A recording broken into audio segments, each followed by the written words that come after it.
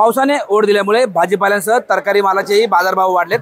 तरकारी मालाचे बाजारभाव वाढल्याने महिलांचं कुठेतरी घरचं अर्थकारण बिघडलं आहे। आपण पाहू शकता, आपण आता आहोत मंचर येथील कृषी उत्पन्न बाजार समितीमध्ये। मंचर येथील कृषी उत्पन्न बाजार समितीमध्ये परिसरातील सर्व शेतकऱ्यांचा भाजीपाला हा विक्रीसाठी येत असतो। खरं तर दुष्काळी परिस्थिती, त्यानंतर मध्यंतरी पडलेला अवकाळी पाऊस व आता पावसाळा सुरू असला तरी पावसाने ओढ दिल्यामुळे शेती पिकांचं नुकसान झाले। शेतीमाल व्यवस्थित पिकत नाहीये। शेतीमाल पिकत नसल्यामुळे आवक घटली आहे आणि आवक घटल्यामुळे भाजीपाल्यांचे व तरकारी पिकांचे बाजारभाव वाढलेत। आपण आहोत मंचर बाजार समितीमध्ये, आपल्यासोबत आहेत काही व्यापारी। काय सांगाल, भाजीपाल्याचे आणि तरकारी पिकांचे बाजारभाव वाढलेत? बाजारभाव सगळे वाढलेले आहेत। बीटला बाजार 200-250 रुपये, गवारीला 700-750, 800 रुपयापर्यंत गवारीचे बाजार आहे।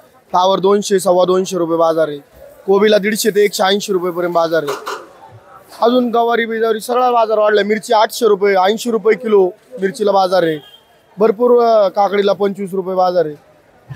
सर्व बाजार वाढलेले आहेत। आता काय परिस्थिती आहे, कशामुळे बाजार वाढत आहेत? आवकची कशी परिस्थिती आहे, मागणीची कशी परिस्थिती आहे? पुढे आवक कमी आहे, पावसामुळे बाजार आवक कमी असल्यामुळे मागणी जास्त आहे पुढून, त्याच्यामुळे बाजार सगळं उंच झालेला आहे। पुढे ही बाजारभाव टिकेल कसं वाटतं तुम्हाला? असं वाटतं बाजारभाव टिकायला पाहिजे, थोडे शेतकऱ्याचा पण फायदा झाला पाहिजे। होणार आहे शेतकऱ्याचा फायदा, पुढल्या काळात बाजारभाव राहणारच आहे।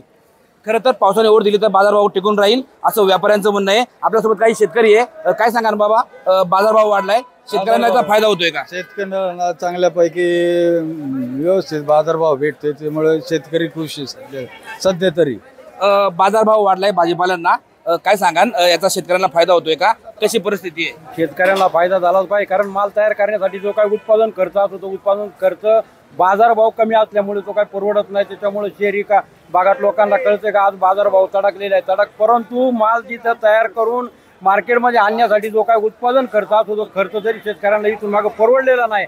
आता 2 महिने 1 महिना झालाय बाजारभाव वाढले, त्याच्यामुळे शहरी लोकांना काय वाटतं का बाजारभाव भरपूर वाढलेले आहे, परंतु शेतकऱ्यांना परवडत नाही। बाजारभावाचेच वाढतील आणि 2 महिने साधारणतः बाजारभाव वाढतच राहणार आणि माल कमी असल्यामुळे बाजारभाव वाढत राहणार। खरं तर बाजारभाव वाढलाय, मात्र जे वातावरण बदललंय, वातावरणातील बदलामुळे पिकं कुठेतरी व्हायला गेलीत आणि ज्या प्रमाणात अपेक्षित आहे तसं उत्पन्न निघत नाहीये। एकीकडे बाजारभाव वाढलेत पण त्या तुलनेमध्ये शेतातला माल निघत नाहीये।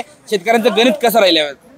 काय होते, वातावरणात सारखा बदल होतो, काय टायमाला पाऊस जास्त येतो, का पाऊस कमी होतो, त्याच्यामुळे वातावरणाचा औषधांचा होणारा खर्च, उत्पादन खर्च जो काय आहे तो मोठ्या प्रमाणात शेतकऱ्याला करायला लागतो आणि खर्च जर नाही केला तर माल बाजारभावात येणार नाही। त्याच्यामुळे काय होते, आवक कमी जास्त होते। आता आवक कमी झाल्यामुळे बाजारभाव वाढलेले आहे, शेतकऱ्यांना थोडं आनंदाचं सुखीचं दिवस आलेला आहे।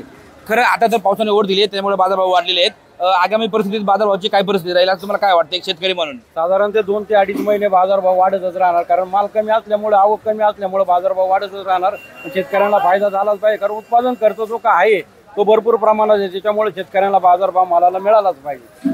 खरं तर शेतीमध्ये उत्पादन खर्च जास्त आहे, त्यामुळे शेतकऱ्याला बाजारभाव मिळाला पाहिजे। त्याचबरोबर दुष्काळी परिस्थिती व पावसाने दिलेल्या ओढ यामुळे शेतातील पिकंही काही व्हायला गेली आहेत। त्यामुळे आगामी 2 महिने शेतमालाची आवक अशाच प्रमाणे कमी राहील आणि आवक कमी राहिल्यामुळे या पुढील काळातही शेतीमालाला चांगला बाजारभाव मिळेल अशी अपेक्षा या ठिकाणी शेतकऱ्यांनी व्यक्त केली आहे। टाइम्स नाऊ मराठीसाठी सचिन तोडकर, मंचर।